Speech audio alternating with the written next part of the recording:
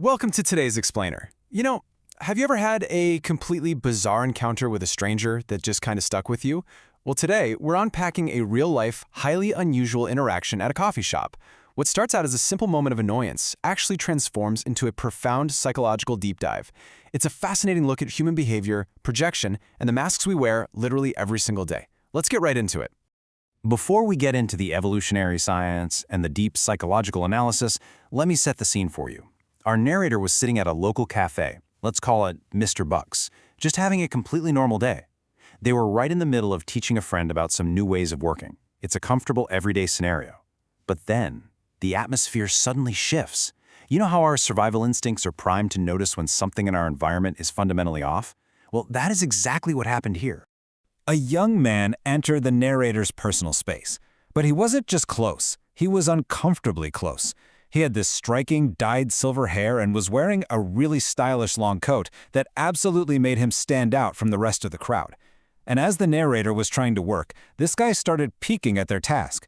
He was giggling with a hand over his mouth, acting like he was pointing a smartphone right at the narrator. It's highly bizarre, deeply unsettling behavior. Just imagine trying to have a conversation while someone right next to you is pantomiming filming you and laughing to themselves. Crazy, right? Let's trace his awkward progression through the store, because it really paints a picture of his state of mind. First, there's that intense invasion of personal boundaries to observe others. Then, instead of ordering, he moves over to the register. He's dawdling there, slowly picking up cups, examining merchandise, almost like he's trying to maintain this mysterious, untouchable aura rather than actually being a customer. Finally, the staff notices this odd lingering. They ask if he's actually going to buy anything, which is effectively a warning, and that prompts him to finally abandon the act and leave the store. Okay, moving on to our first section, evolutionary defense instincts.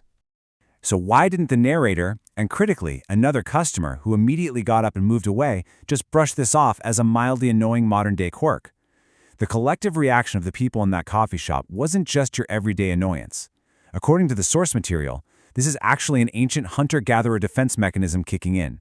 When our ancestors encountered something instinctively perceived as alien or abnormal in their environment, their biological reflex was to distance themselves to ensure survival. Our brains are basically still wired to sound the alarm when someone breaks the fundamental unspoken social contracts of the tribe. Next up, let's explore appearance versus inner self.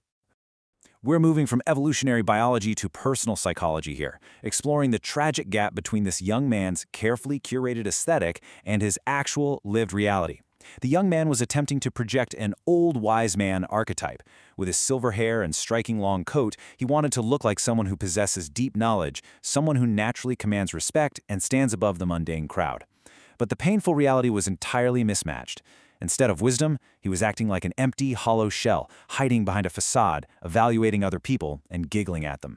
It's a classic sign of someone desperately trying to cover up a deep sense of inadequacy.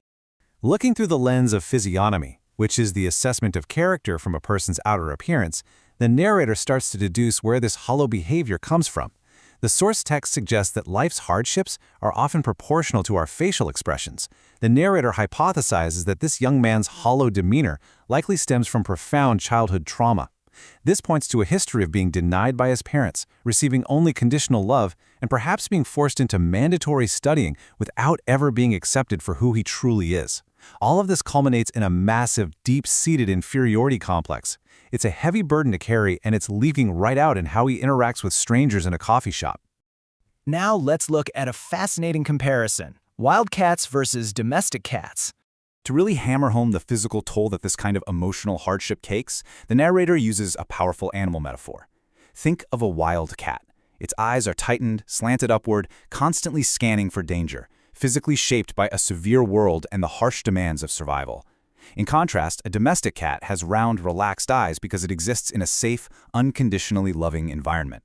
The source text notes that the young man's pupils actually resembled the wild cat. They didn't just look tired, they revealed a nervous, tightrope walking existence. You could literally see the strain of his inferiority complex in his gaze. Which brings us to our final section, the mirror of projection. We've gone from a creepy encounter to an evolutionary defense mechanism all the way down to a deep psychological profile of childhood trauma. But now, this entire clinical analysis suddenly flips on its head.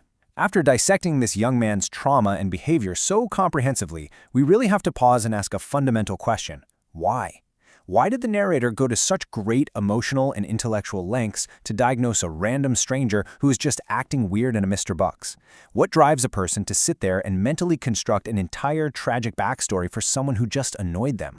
And here is the crucial point, the profound twist of this explainer. It's the narrator's quiet, brilliant realization at the very end of the text. They say, by analyzing him like this, I suppose I am resonating with him. This entire harsh, psychological deep dive wasn't just a clinical observation of a stranger. It was actually an act of personal resonance and projection. The narrator recognized the young man's pain, the forced facades, and the feelings of inferiority, because on some fundamental level, they share it. The weird guy in the coffee shop wasn't just an alien threat, he was a mirror. And that leaves us with a powerful question for our own lives. The next time you find yourself harshly judging a stranger's bizarre behavior, are you really just analyzing them, or are you catching a sudden, unexpected glimpse of your own hidden reflections? Thank you so much for joining me for this explainer. I hope this completely changes how you view your next coffee shop encounter.